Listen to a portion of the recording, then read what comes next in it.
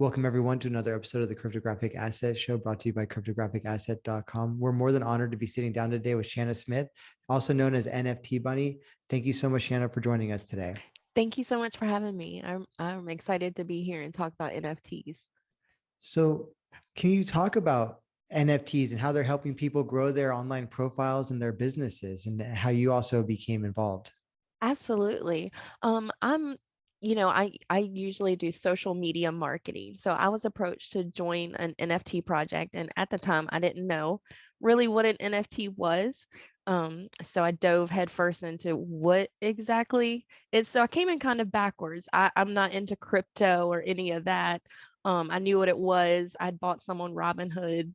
I know that's a no-no now, but so I kind of came in backwards and I got into the NFT space and I'm just in love. There's just so much potential in that space for businesses, for individuals. So it's really an exciting time. Can you speak about kind of being brought to crypto through these sort of kind of use cases that you were discussing and that whole experience? Yeah. So to get an NFT, what you have to do is get crypto, right? So that's a whole experience in and of itself. And when you talk to people about NFTs and the potential of NFTs, you kind of have to start at the beginning. You have to start with crypto education before you can even get to the NFT education. So there's a lot of onboarding involved that goes on. But so most of the things that I like to look at are on OpenSea, which is has several different crypto networks. So it's a lot of juggling your wallets and trying to figure out the right way to go. Um, so there's different types of NFT collections. So the first kind that I found out about were kind of the art projects and just looking at them, and you get to own this digital art by an artist. And that's so interesting, cool. Then I kind of got into, oh, these like the Bored Apes. It can be a club and you can hang out with all these people and get to know this community and get involved in different things. And then I learned about utility NFTs. And those are just basically getting a chunk of a startup um, and being able to reap the rewards of being first. So those kind of projects are exciting. So there's just so many different opportunities in the space right now. It's hard to even know where to start. What's your favorite use case so far that you've seen for an NFT? Is it the Bored Apes Club or is it maybe utility? I think my favorite type of NFT is utility NFTs, just because the potential of Web3 and building up these brands and these companies from the start and having that opportunity. When companies were getting, if you're not a venture capitalist or you're not, know somebody that knows somebody, you don't have that opportunity. So to be able to have that opportunity now is incredible, and people should really take advantage. So my favorite project, of course, is one that I'm working on, full disclosure. It's called Tribex Empire. And what they intend to do is start a community brand, direct to consumer, and it'll be voted on by a community DAO, choosing the products, choosing the branding, and choosing how to go forward with that. They'll also fractionalize um, real estate, both in the metaverse and in real life. So you get profits from that through their own Tribex Fire token. Can you talk more about that project that you're working on? Yeah, so Tribex Empire, everybody should check it out. We have a intense board of founders. We have Devin and Jason McCourty from the NFL. We have people from one of the top 3 accounting firms. We have people that have started their own e-commerce businesses and exited over 7 figures, like Gamal Codner. And then we have, guys that have other success in real life businesses like barbershops, um, and just local businesses like that. So they really have a vision and leadership to get this project off the ground. And we're really excited for everyone to get involved, submit their ideas. But one of the things that their focus is women, minorities, those typically left behind when it comes to projects like this in the Web3 space. Crypto bro didn't get that name, out of thin air. So it's hard to kind of break through that space and get the education you need. So what Tribex did was create an ebook that teaches people about crypto, about NFTs. How do you open a wallet? How do you get money into your wallet? How do you transfer networks? Things like that. So we're really excited to get people uh, educated on the safety in this space, and especially the how to take advantage before it's too late.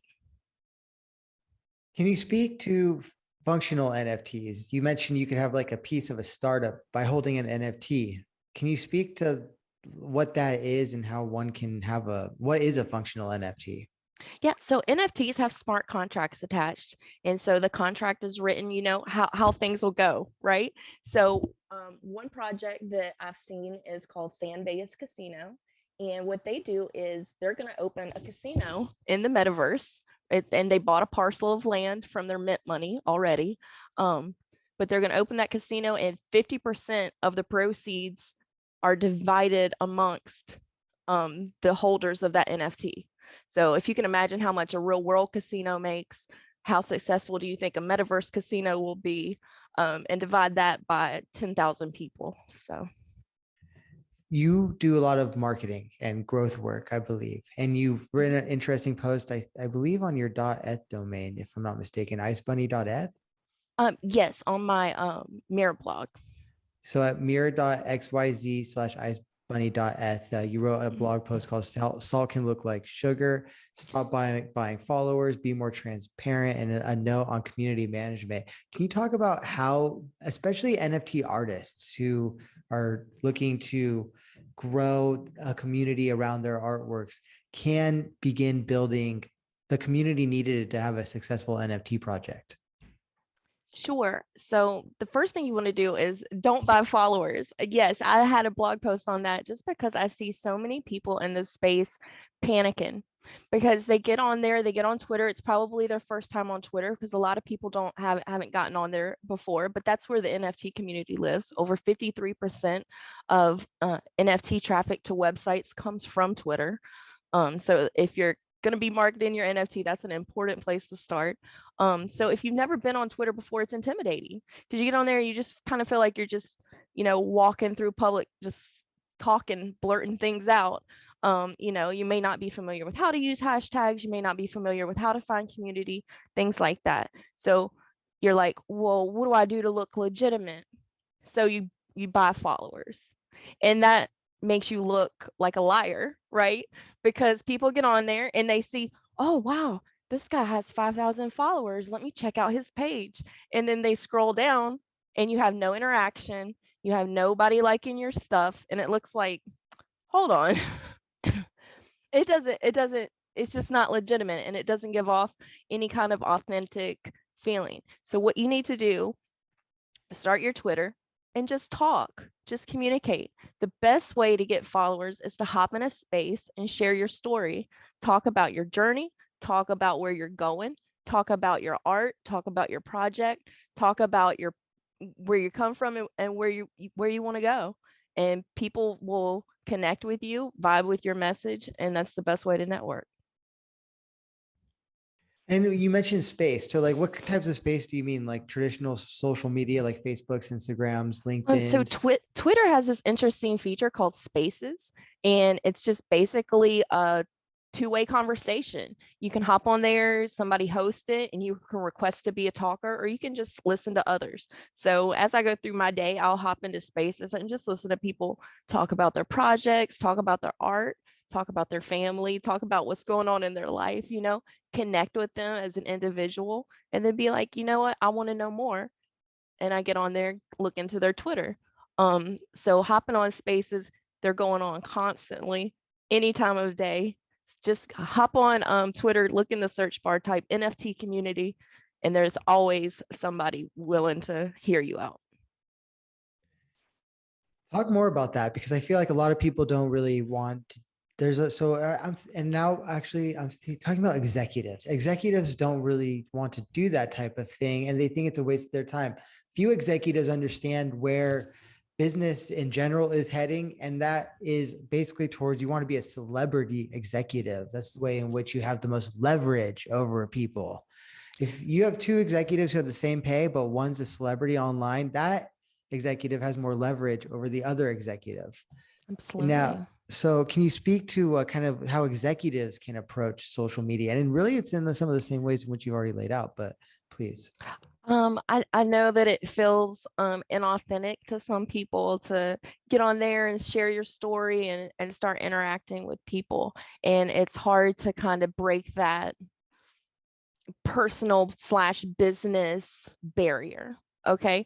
But if you look at, let's take TikTok. TikTok was nothing 4 years ago, right? But after it came on the scene, people connected. TikTok's now surpassed Google as the #1 most visited site on the internet. And why is that? It's because people can go on there and connect. And that's what has been missing, especially in Web 2.0, is that connection. That's why towards the end of Web 2.0, we're moving towards the um, messy, not curated Instagram feeds, but more of the authentic one-to-one. Hey, I just had this thought in my car and I'm driving down the street, let me share with you, type of feeling to belong. If you have a choice between calling a construction company to come do your house and they have an active page, you can get on there and hear the owner talking and interacting, versus another company that, they have their curated feed of stuff. Which one are you going to choose? You're going to choose the guy, if you like his personality, of course.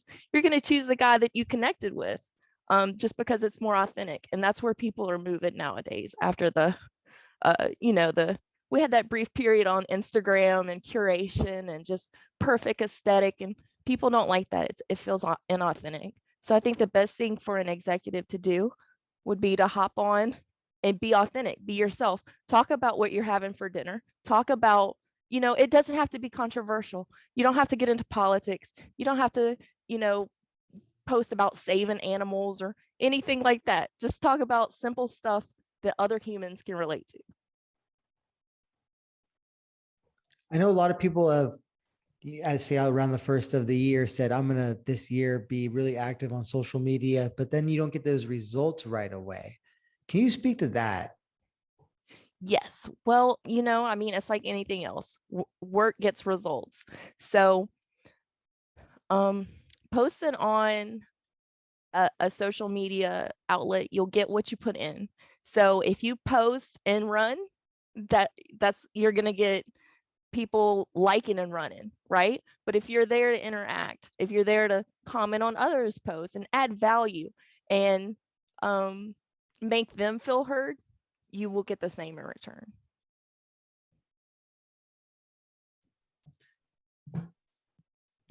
Can you speak to now the mechanics or rather, or volume? So what do you think is like an appropriate volume of content putting out? So my opinion is that infinite amounts of content is the appropriate volume to put out. What do you think?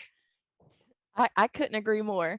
I mean, the more content you put out, the more chances you have to be heard. So if you're on there on Twitter and you post 5 tweets a day, that's great. That's a great start. 5 is better than 0, but you know what's better than 5? 20, 25, 50, So there's things you can do. You can hire a virtual assistant to write those tweets for you and schedule them and have them go out. But the one thing you can't do is ignore it. You can't just get on there to post and then go. You got to just continuously interact, hop in those spaces, make those connections. Infinite amounts of content. So then I guess the question becomes, how do you produce more content by putting less time into it? And so I see like the world moving towards like a Truman standard, the Truman Show standard, where essentially instead of being filmed by others, you're like filming yourself from wake until bedtime every day, narrating the life of a NFT celebrity or narrating the life of a this or that. For sure. So it can be hard, but what you can do, one thing you can do is plan your content. So sit down 1 day a week, block off a few hours and be like, these are the things I want to talk about this week. This is the message I want to get across. Of course, that's not going to help you with breaking news and things that come up into the public psyche over the course of the week, but you can get your skeleton done, right? So you write out your skeleton, and then you make sure that not only have you covered what you want to cover, but now you can have those ideas, and now you can batch your content. So now the next day you sit down, you take 3 hours, you go through your list, and you either write your tweets, you make your graphic, or you film your video. And now you have all those for the week. Okay. So you've done everything for 7 days or 15 days or however far in advance you want to go in those few hours. Another important thing to do is repurpose your content, because I think everyone knows you can have as many followers as you want on one platform, but those aren't necessarily your followers on a different platform. And different hashtags work different ways on different platforms. So what you can do is repurpose. Take a TikTok video, put that on your Instagram reel. Take the words that you use and make a caption for Facebook. Take the different points you made, and that's 15 different tweets, you know? So you just take one idea and make it work for you at least 6 or 7 different ways. For NFTs in particular, what do you think some of the leading platforms are that people need to be on? And can you break them down one by one too? Yes. So for NFTs specifically, you're going to want to be on Twitter. There's no way around it. You have to be on Twitter. That's the best way to find out about new projects. That's the best way to get to know the team behind a project. That's the best way to interact with others and get on that whitelist for pre-sale. So you definitely want to be on Twitter. The next thing you have to have is a Discord. If you're not on Discord, you're not going to be able to interact with the community surrounding your NFT. And hopefully the NFT that you're choosing isn't one that you're just picking and choosing. It's, it's something you relate to, want to be involved in, want to vote on stuff. Because once you own that NFT, now you have a say in things, right? So you want to make sure you're on Discord so you can interact and say all the things you want to say. And then optionally, Telegram. And I know most crypto people already have Telegram, so that's a good one to have, just for, deal flow, things like that as far as it goes. Telegram. I think that it makes sense because the crypto people are already there. Do you see a lot of NFT projects that have Telegram? No, I don't. And you think that's a mistake? I do. I think I think a lot of projects are started by people that were successful in other ways, and they don't know how to conquer social media. They don't understand all the places they need to show up. So I think those are the big three. And I think if I could add one more, TikTok. People are ignoring TikTok, and I don't know why. A lot of great projects are on TikTok and growing their audience, but TikTok's the best way to grow organically on social media nowadays. A lot of people will have a problem with some of the content that you see on TikTok, but I think the only true remedy to that, if you see it as a problem, is to get on TikTok and make an alternative content. That is true. And another thing is, when you first get on TikTok, you have to give it a minute, because TikTok has to learn who you are. And so the way TikTok works is it puts you in a niche.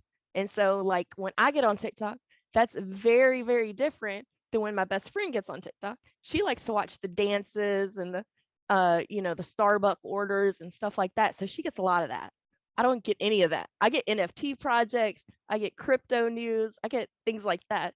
So you have to work with your algorithm and make sure, it works for you and not against you. Yeah. And I had to explain to this individual who's probably never really been on TikTok that there is a science TikTok, and it's quite lively. Absolutely. Absolutely. It is. Hank Green is leading the charge on the science TikTok and letting, bringing science where people aren't expecting to find it, and in an interesting way that's captivating millions of viewers. I'll add one. I like LinkedIn. I think LinkedIn's a good platform. It's kind of like old school Facebook. Facebook is a different story these days. So can we speak first about LinkedIn and NFTs? Do you see a lot of, do you recommend NFT projects use LinkedIn, and how so? I think NFT projects should be everywhere that they can be. You know, if you have the capacity to handle that many channels and you yes, please get on LinkedIn because that's where you're going to be able to connect with investors, people that are able to add to your project, um, and people that are interested in helping you with your project, and people that have stuff that you're interested in as well. Um, LinkedIn is a unique animal in that it has a higher level of education amongst their like audience. Um, so there can be like higher level conversations had than on typical other social medias. And I think it's great as far as that's concerned. I like the LinkedIn groups. You and I connected on LinkedIn. It's a great place to network and meet people. Um, if you're not from one of the big cities like Miami, LA, New York City, where there's a thriving community, um, you know, you seek to find people like you. And there's a thriving NFT and crypto community on LinkedIn. So I definitely think projects should take advantage of that if they're able. What are some of your favorite NFT projects that you see launching now? Um, where do I start? Fierce Studios NFT. That's an NFT by a few women. They are in the fashion industry in New York, and so you mint your little girl, and then they hold fashion shows. They're partnered with Saucony, which is a athletic brand, and so if you mint your NFT, for example, and you get the Saucony shoes on your NFT, you get a free pair of Saucony shoes. Like what? Like that's crazy. One of the ones I minted from them had the Doge dog, and so I got free Doge coin. So that was exciting. Um, so they are going to have events for like New York Fashion Week next week, where they're walking the runway and modeling digital fashion. And the models were selected. You know, you had to submit your model to be selected to walk the runway. And they were able to select some, and they'll be able to keep the clothes that they walk in. Um, in future in metaverse events, you know, your model can be hired to walk the runway during events and get paid, etc., like that. So that's an exciting one. I love, of course, Tribex Empire, like I said before, which is all about education and empowerment. Um, Another one that I love is an NFT game project. It's from the lead graphic designer at Lego. It's called Skull Dungeon. Um, and it's got an interesting mechanic with the cards where you get your skulls and you can use stuff on them to like boost the cards, and they create a crypto called Jimmy that you receive just for holding the cards, letting them interact and doing all types of stuff. So that's exciting. There's where I could go on all day. Please do. What's some other ones that are coming to mind? Like, so I explored briefly the Bitcoin sidechain NFTs, like Bitcoin Monkeys was one such project. There's a bunch of them, and I can't even remember where you get your Bitcoin based stacks NFT marketplace.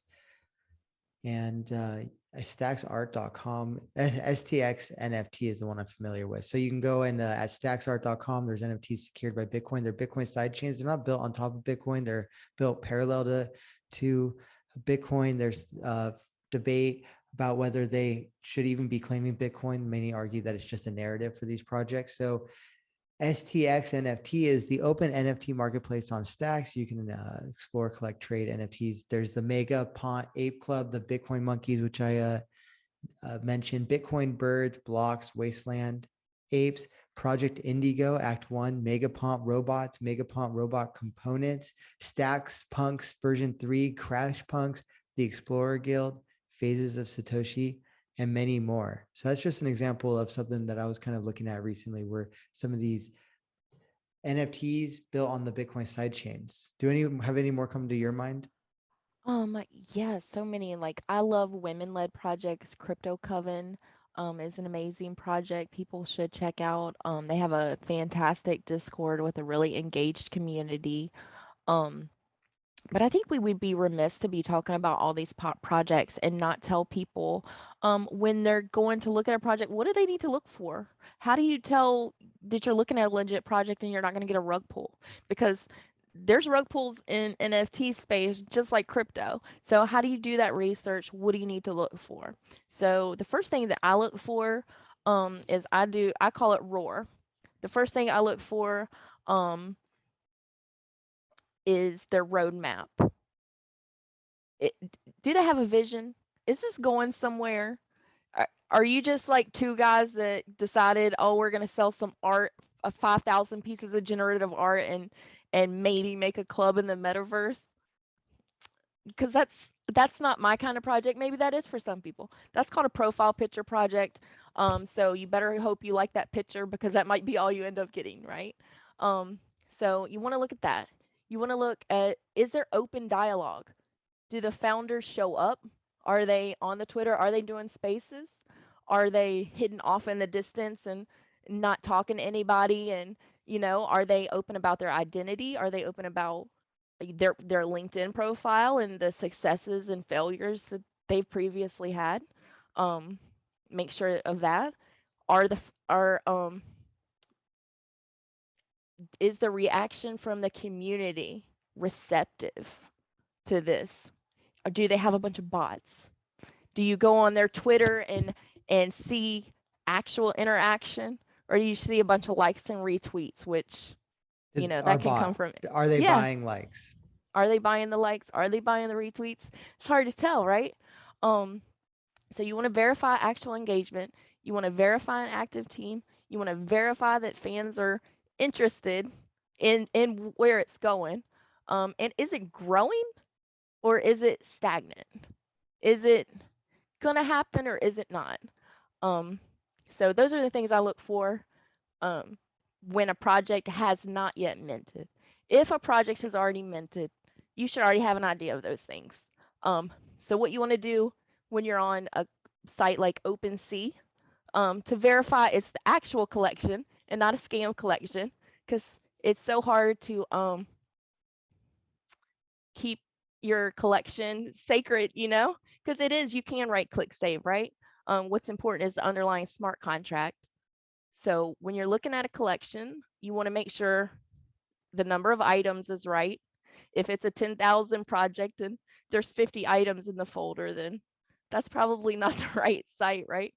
The number of owners, it might have 10,000 owners and only 10,000 items and only 12 owners. That's not right. Um, you want to look at the floor price. So you know how much you're paying, right? And the last thing you want to look at, volume traded. How much is the volume traded? If it's supposed to be a popular collection and it's not even traded point 0.1 yet, that's sus. So make sure you're just following official links. You're on the right collection that you want to take part in to get the right thing. Or otherwise, you're going to wake up and your NFT is going to be gone. That's great. That's all great info. The team is so important. That's really, I think, where I would go first and see if can you figure out who the team is. Do they have a track record at all? What can they bring to this community just by virtue of being who they are? I think is another big consideration. So, for instance, I'm working with Jerome Baker Designs. Currently, they're a large cannabis company who has been in the industry since like 1992, making pipes and bongs. And in 2003, the owner had everything taken in Operation Pipe Dreams, right alongside Tommy Chong, who was arrested in that federal operation as well. And he had to essentially go underground and mostly just he's an artist, a glass artist. That's what he does. And create what he calls non-functional glass. So like just artwork for people's homes, and he'd sell like waves in Hawaii so people could bring home like a really cool glass wave that he had made. And in 2012, he was ultimately able to bring the company back. And he's still going strong today, like 10 years basically into him being able to be in operation legally. And so he's looking at NFTs in a few different ways. And he's the example of somebody who I know because of his connections, because he's been in the industry for 20 to 30 years, because He himself is actually an artist as well. So he can sell his paintings as NFT artwork. He can also do a digital project with the bongs and the NFT. That there's a lot there. There's a lot of meat on that bone. Whereas some of these projects are like anons with a Discord, and that's a far cry from, I think, one of these businesses that have been around for so long. Yeah, absolutely. So that's definitely something you want to look at. A solid team is literally what you're pinning your money on.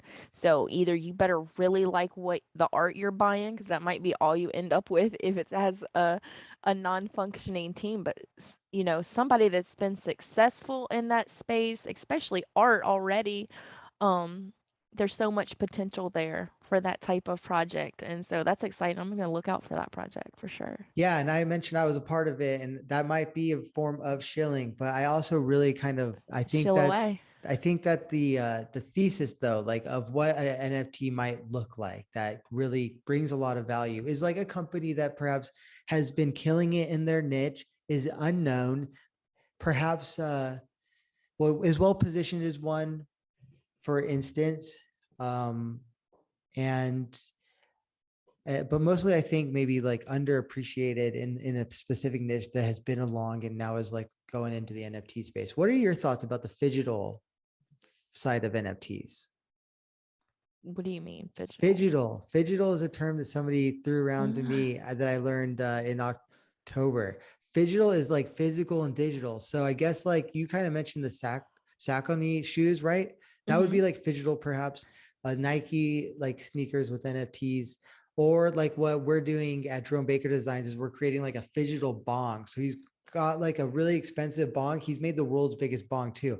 So that would be an example where maybe you could create a COA NFT, like an NFT that's a certificate of authenticity, or even like you could even probably etch the NFT into the glass itself with like artwork. And That's so it awesome. could be like a paper wallet, like glass paper wallet. That's so sketchy though, because if you break the bong, then the digital NFT is gone too. But that's part of the beauty, as he says.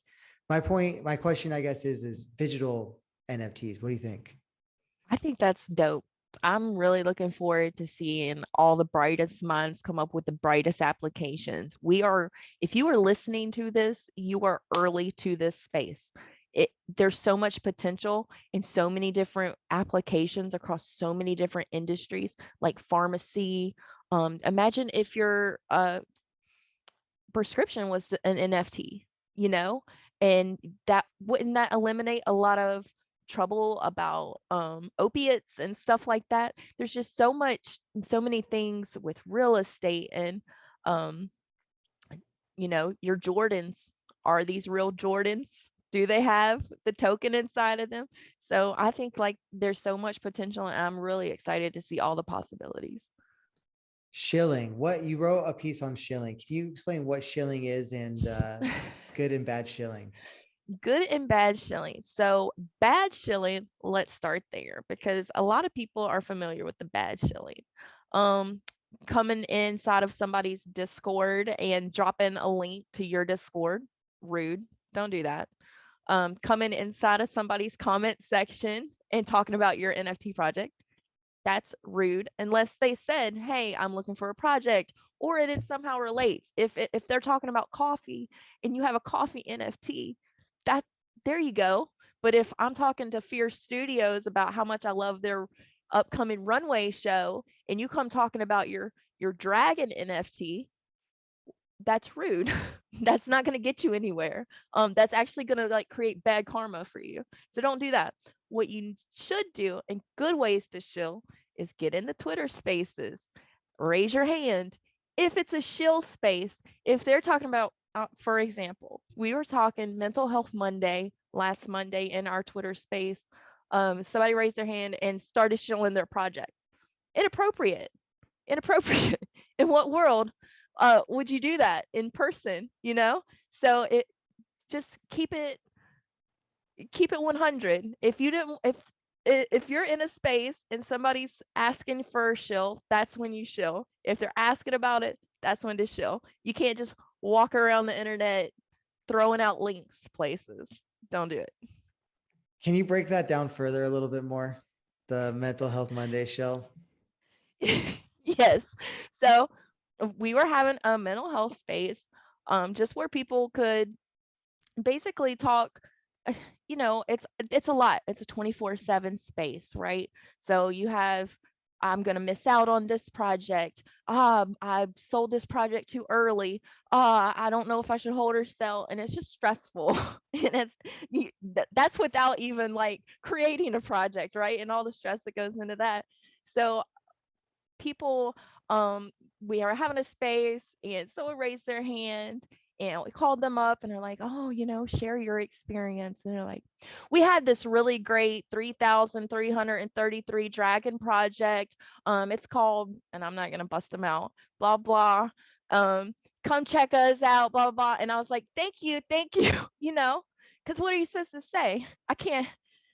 What do you do? But that's just so rude. And nobody in this space, we were talking about mental health, nobody was ready to receive that. So you want to be somewhere that your message is ready to be received. And so just think about it appropriately. Shill appropriately, people. Yeah. Feel like I don't even mention well, okay, so when I post on social media, you've already got my logo, you've got my brand. I'm pretty sure that that's like all I'm trying to get out there anyway, so I don't even need to talk about anything that has to do with me. So for instance, if I go to like what is an NFT hash or no, just a topic on Twitter, what is an NFT, and I go through and you get all these latest tweets of people being like, I have no idea what an NFT is. You could just sit there all day. You could even have the same message, although probably not, probably not. But you can just go there and you can be like, this is what an NFT is, and answer their question specifically. And I don't even know if that's technically shilling, but that gets your point across to the people who might be interested in your project. And you can do variations of what is an NFT. For instance, like best new Exactly. NFT projects, everyone, or like what are the best new NFT projects? And if people are asking that, you can be like, well, if I don't say so myself, like Yeah, link. exactly. Exactly. Twitter is constantly a new stream of information. A message lives. If you make a mistake on Twitter, nobody's going to remember in 5 minutes, right? So, except for me, if you come into my space and shill inappropriately. But yeah, if you make a wrong tweet or a wrong move or something, okay, that's fine. Learn from your mistake, move forward. There's so many places on Twitter to interact where people will be receptive to your message. Don't barge into somebody else's conversation with a commercial. So that's all you just need to think of it as. Am I doing a commercial in the middle of a genuine conversation, or are they ready to hear me? And I think your point about going to people who want to learn about NFTs is a great one, because there are way more people in this world who do not know what an NFT are than there are who do, plus the ones who hate them combined. So reach that new audience, onboard them into the space, and you'll have, the start to your community. What is NFT TikTok all about? NFT TikTok is all about shilling, to be honest. So no, there I don't want to say that, because there are plenty of great artists on there. I mean, great podcast host Lauren Turton has a great TikTok. Everyone should check out. Doc Peace has a great TikTok. Everyone should check out. Brooklyn NFTs, Kate Bergman. There's so many great TikTokers that aren't shilling. Get on NFT TikTok. Um, but yeah, so what you need to do if you want to get on NFT TikTok is just go on there and search NFTs and watch the different projects and stuff. There'll be people talking about how to make an NFT, what programs you can use to make the NFT, how to make art in general using your iPad or your computer, how to upload those, and lots of things about the NFT community, terms that we use. Like if you get on Twitter, you're going to always see GM, good morning, you know? So just kind of a breakdown of the terms to make it more accessible to people. Information about projects is major. But lots of just news and stuff like that as well. TikTok reminds me of Gary V. Like, what is V Friends? What can you say about V Friends? V-Friends is very interesting. So Gary V created a project called V-Friends. He drew all the little animals, and yeah, does it look like a kindergartner did it? Yes, but are you buying that because you think his art is great? No, you're buying it because of the utility it has. Because Gary V put his name on it. And you know that Gary V isn't going to let, if you know anything about Gary V, you know the one thing he holds in top esteem is his community. So he is planning so many different projects and things for the holders of VFriends. And one example of that is his VCon coming up this May. And if you're a holder of the VFriends, you get to go to the convention. It's that easy. The rest of us, good luck. Good luck. You're going to need to buy a VFriend now, which I believe the bottom is like, or the floor last I checked was like $10,000. Yeah. Yeah, it's definitely a lot. He has, plans for a VFriends too, or book friends or whatever it is. So, as knowing Gary, he has plans to make it so more of his community is able to access those things. But I know for his early supporters and believers, they're in for a real treat.